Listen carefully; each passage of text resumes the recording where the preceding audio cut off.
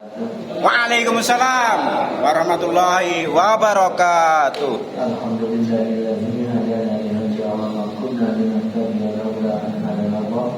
Asyhadu an la ilaha illallah wa asyhadu anna Muhammadar Rasulullah.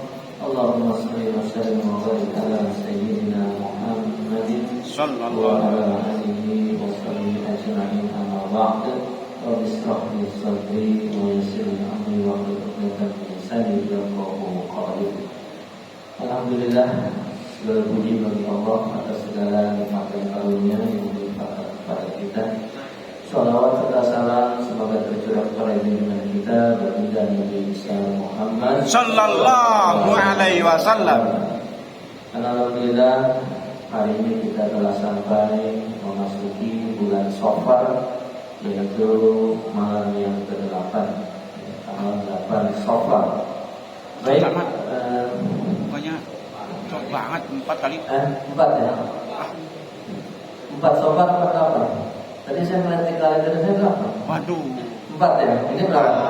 Iya, 4. Tanggal 4 Safar. Malam 4 Safar. Malam 4 Safar ya. Semoga di bulan Safar ini kita bisa mendapatkan keberkahan dari Allah Subhanahu wa taala. Amin. Ya Allah. Oh, malam 5 lagi. Malam 5. Malam kelima. Iya. Adapun yang akan kita bahas pada malam hari ini adalah yang berkaitan tentang doa. Ya. Adab-adab berdoa, waktu-waktu yang mustajab untuk berdoa, dan faktor penghalang terkabulnya doa. Jadi umat Islam itu memang diperintahkan oleh Allah untuk berdoa. Dalilnya apa? Ud'uni astajib lakum. Berdoalah kepadaku, kata Allah. Memohonlah kepadaku, niscaya aku kabulkan. Jadi kalau kita berdoa, kita yakin, harus yakin bahwa doa kita akan dikabulkan. Perkara kapan dikabulnya, itulah yang terbaik, Allah yang tahu. Bisa jadi dikabulkannya nggak langsung.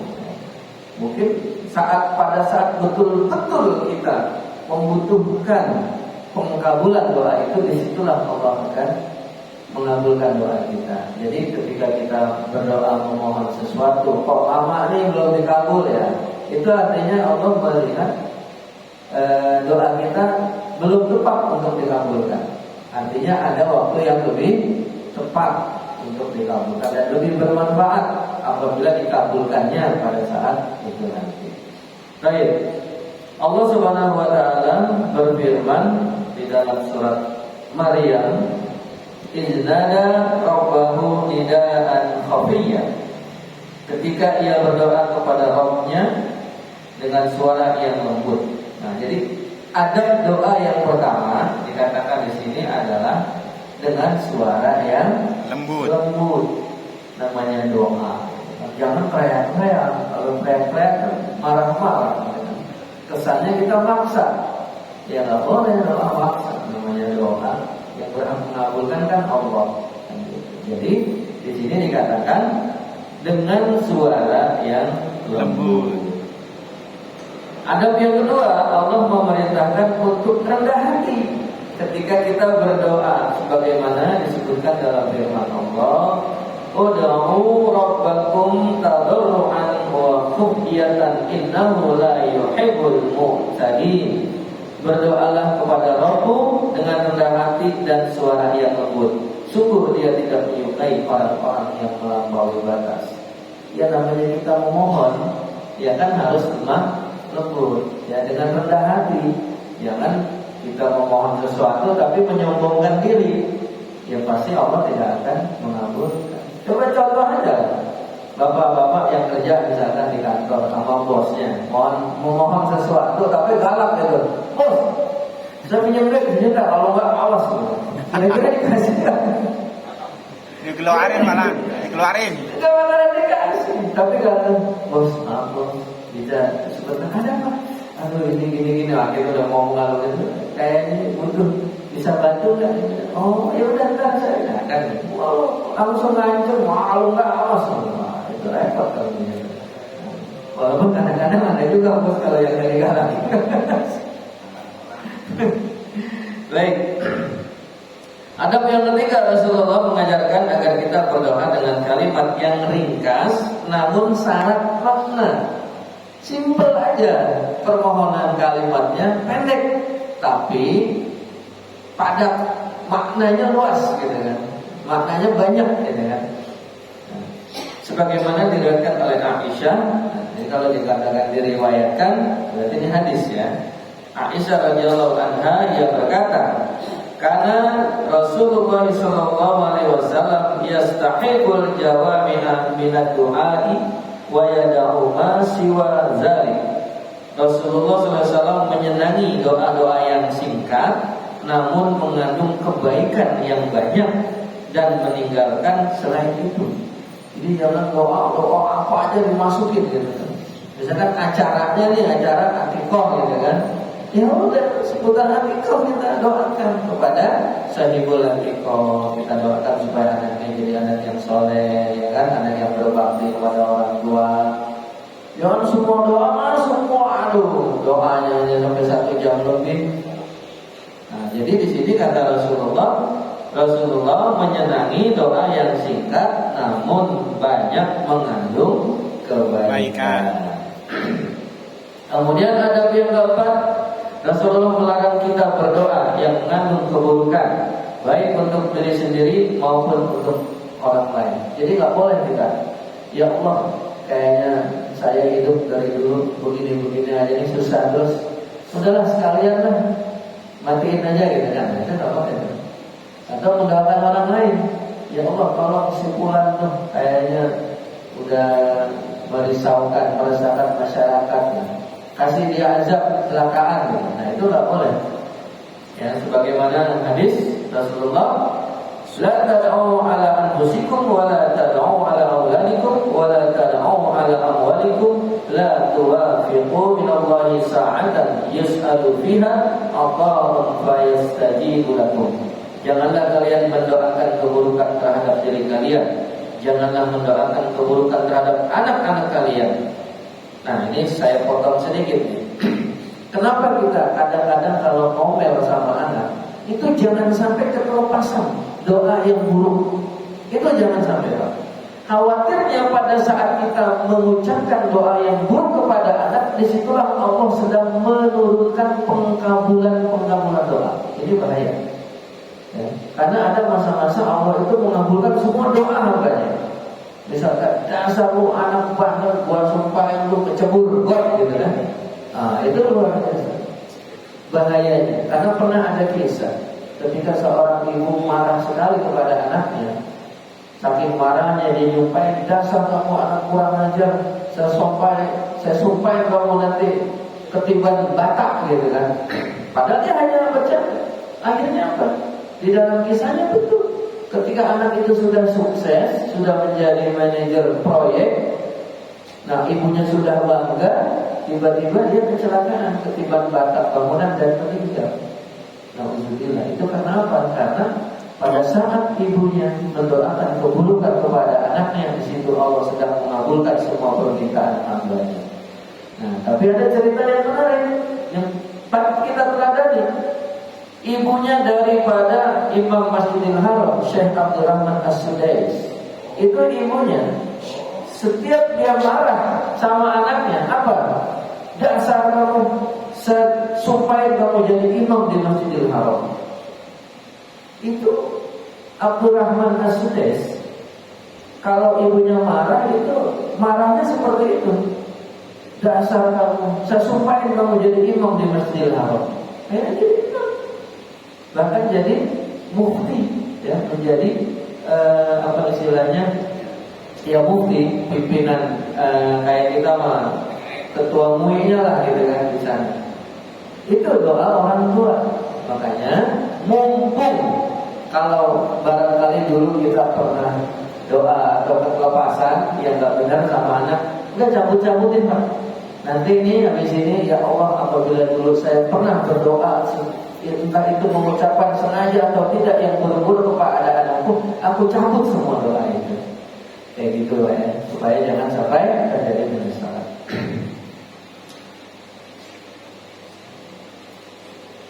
Janganlah mendoakan keburukan terhadap harta-harta kalian, agar jangan sampai doa itu bertepatan dengan waktu ketika Allah sedang memenuhi permohonan. Ini maksudnya tadi saya sampaikan.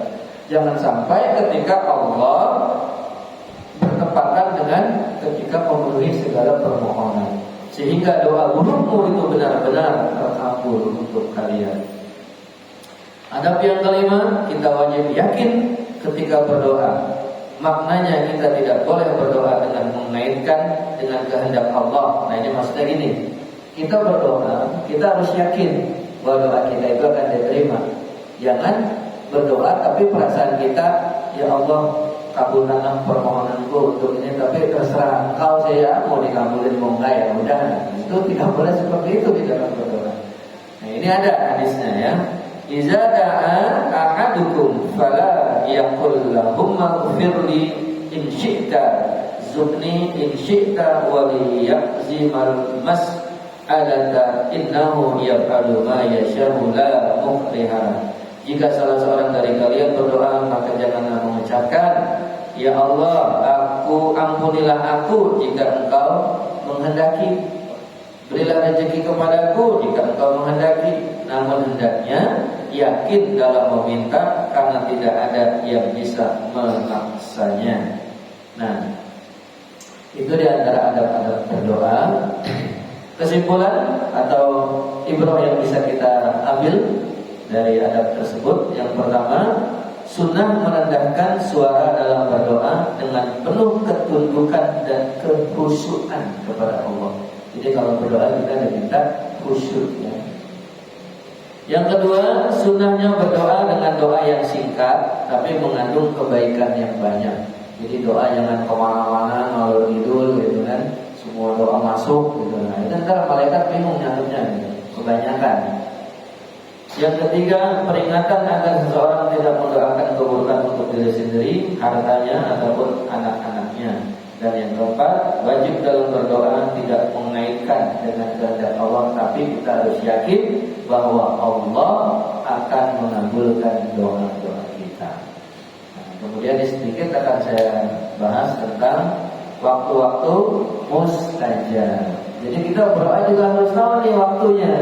Atau ketika kita sedang berada pada waktu mustajab untuk berdoa, jangan dilewatkan, sayang ya. Baik, Rasulullah bersabda, aqrabu ma yakunul 'abdu min rabbih wa huwa sajidun fa aksirud du'a.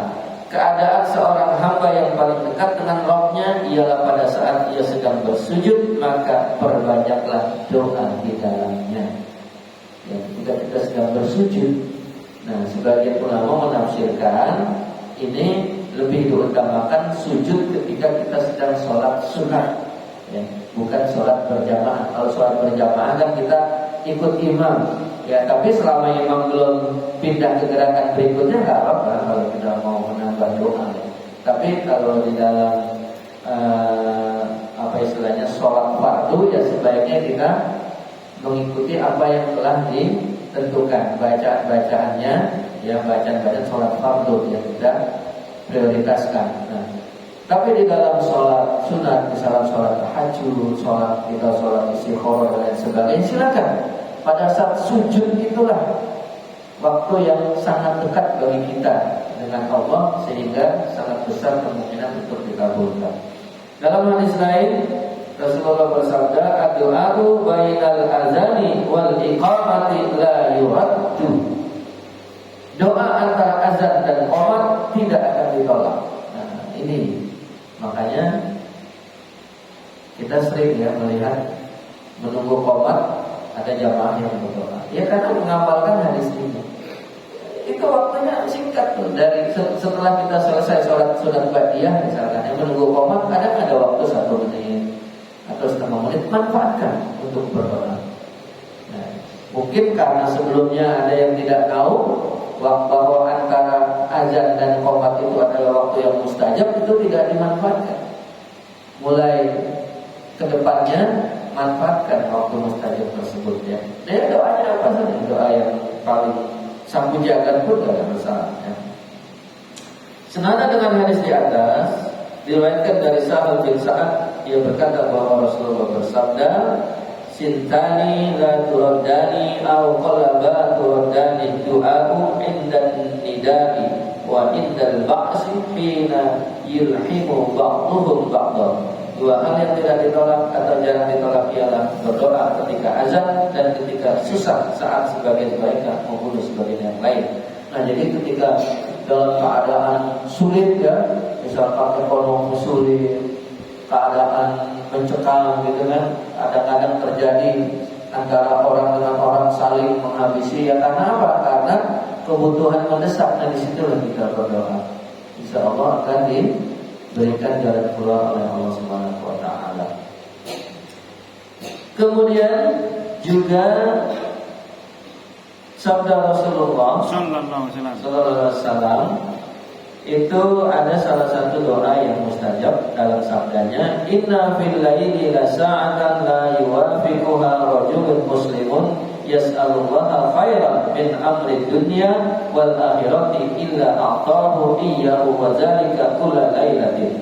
Sesungguhnya pada malam hari ada satu waktu yang jika seorang muslim bertepatan mendapati waktu itu saat dia memohon kebaikan kepada Allah dalam urusan dunia maupun akhirat, maka Allah akan memenuhi permohonannya, yaitu terjadi pada setiap malam.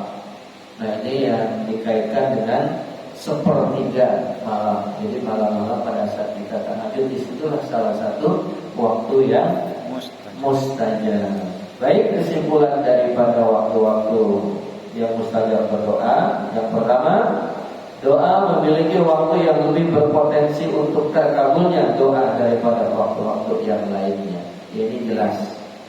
Karena kalau kita lagi nonton konser berdoa, kayaknya malaikat nggak dengar, kan? Iya, lagi nonton misalkan acara panggung kemarin yang 17-an ya, ada dangdut gitu kan. Doa kita kayaknya nggak sempat itu malaikat nyatetnya kan gitu. Di samping konsernya aja ini perlu dipertanyakan ya kan. Haram boleh apa enggak nih nonton konser kan gitu. Yang kedua, hasuman untuk memanfaatkan waktu-waktu tersebut dan berupaya memperbanyak doa di dalamnya. Ketiga, di antara waktu tersebut ialah pada waktu sujud, antara azan dan qomat di akhir malam, dan ketika bertemu musuh dalam peperangan. Nah, ini kalau kita ketemu musuh langsung doa. Bahkan ketika kita dalam kondisi sakratul maut berdoa, insya Allah itu mustajab. Makanya dalam sejarah perjuangan kemerdekaan bangsa kita, pahlawan itu ketika mau mati pasti apa? Merdeka. Itu doanya. Makanya itu merdeka Indonesia. Itu salah satu doa. Baik, satu hal lagi, faktor penghalang terkabulnya doa. Sabda Rasulullah, la yazalu yustajabu lil 'abdi ma lam yad'u bi ismi aw qati'ati rahimin ma lam yasta'jil. Doa seorang hamba akan senantiasa dikabulkan selagi ia tidak berdoa untuk perbuatan dosa atau untuk memutus hubungan kekerabatan dan tidak tergesa-gesa. Nah, jadi doanya yang terburu-buru, nah, itu terlalu tergesa-gesa. Atau doanya untuk sengaja untuk memutus silaturahim dengan sesama muslim, nah itu tidak dibenarkan. Dalam hadis lain Rasulullah bersabda yang artinya tidak ada seorang muslim yang ada di muka bumi ini yang berdoa kepada Allah dengan sebuah doa, melainkan Allah akan memberikan kepadanya atau menjauhkan keburukan daripadanya seperti doanya, selagi ia tidak berdoa untuk perbuatan dosa atau untuk memutuskan hubungan kekerabatan. Nah, di sini saya coba langsung kepada satu kesimpulan ya, bahwa faktor-faktor penghalang doa. Satu, makanan yang haram dan pakaian yang haram termasuk penghalang dikabulkannya doa. Jadi kalau kita biasa makan dari uang yang haram, kita pakai baju dari baju diberi yang haram, misalkan korupsi, ya, ada pegawai misalkan ya, dia menerima suap, nih Pak, sekedar buat ini dipakai. Nah, itu kalau kita berdoa, kita pakai bajunya sih bagus, baju muslim ya, pakai kopiahnya kopiah yang mahal, sarung, tapi itu hasil suap. Nah, itu tidak akan dikabulkan. Atau kita makan dari makanan uangnya uang yang haram. Itu termasuk penghalang dikabulkannya doa. Tergesa-gesa dalam meminta dikabulkan doa dapat menghalangi, karena termasuk jenis keputusan dari rahmat Allah. Yang ketiga, pengabulan doa tidak mengharuskan terwujudnya permintaan. Nah, ini tadi di awal saya singgung ya. Jadi di dalam Allah dalam mengabulkan doa seorang hambanya itu bukan berarti harus terwujud ya, dalam waktu yang singkat, atau bisa jadi juga tidak diwujudkan di dunia, tapi dikabulkannya ditahan. Di mana? Nanti di akhirat. Ketika di akhirat dia memang betul-betul membutuhkan pengkabulan doa tersebut, maka Allah kabulkan doanya. Disitulah doa yang paling bermanfaat. Iya, kalau di akhirat gara-gara doa kita ditahan, ternyata di akhirat memang kita butuh pengkabulan doa tersebut, yaitu apa? Dibebaskan kita dari api neraka. Masya Allah. Daripada dikabulkan di dunia, tapi ketika di akhirat doa kita tidak dikabulkan. Alhamdulillah. Yang keempat, tidak akan dikabulkan doa orang yang berdoa untuk perbuatan dosa atau untuk memutus hubungan kekerabatan. Jadi kalau kita berdoa untuk kebaikan, ya akan dikabulkan. Ya Allah, berikanlah aku rezeki uang 100 juta, saya akan menggelar konser dangdut di sini, gitu kan. Jadi doanya supaya dia dapat rezeki karena dia mau menggelar konser dangdut. Nah, ini tidak akan dikabulkan sama Allah. Yang kelima, meninggalkan amal ma'ruf dan nahi munkar merupakan faktor penghalang terkabulnya doa. Nah, kita berdoa, tetapi amal-amal kebaikan kita tinggalkan. Kita sering melakukan kemungkaran dan kemaksiatan yang tidak akan dikabulkan doa kita. Wallahu a'lam bishawab. Mudah-mudahan apa yang disampaikan bisa memberikan wawasan buat kita. Amin. Dan kita paham adab-adab berdoa, waktu-waktu yang mustajab untuk berdoa, dan doa-doa yang tidak akan dikabulkan karena tidak sesuai dengan syariat Allah Subhanahu wa taala. Amin amin ya rabbal alamin. Alhamdulillahirabbil alamin. Alhamdulillah bil muttaqin nasidah. Ya rabbal alamin. Amin. Allahumma shalli ala sayyidina Muhammad wa ala ali Muhammad. Allahumma taqabbal minna salatana wa siyamana wa qiyamana wa qulana wa tadallana wa taqabbal wa taqabbal ya arhamar rahimin. Allahumma ighfir lana wa li walidayna wa rahmana kama rabbana shighara. Allahumma hawala min al-jannati wa ziyadina wa ta'ala wa jalal ta'ala. Rabbi ja'alna min salatana min dzurriyyatina rabbana taqabbal. Allahumma rizqna rizqan wasi'an wa ilman nafi'an wa amalan taqabbala wa jannatan wa jalatan tabu ya arhamar rahimin. Subhanakallahumma wa bihamdika asyhadu an la ilaha illa anta astaghfiruka wa atubu ilaik. Wassalamualaikum warahmatullahi wabarakatuh. Waalaikumsalam warahmatullahi wabarakatuh.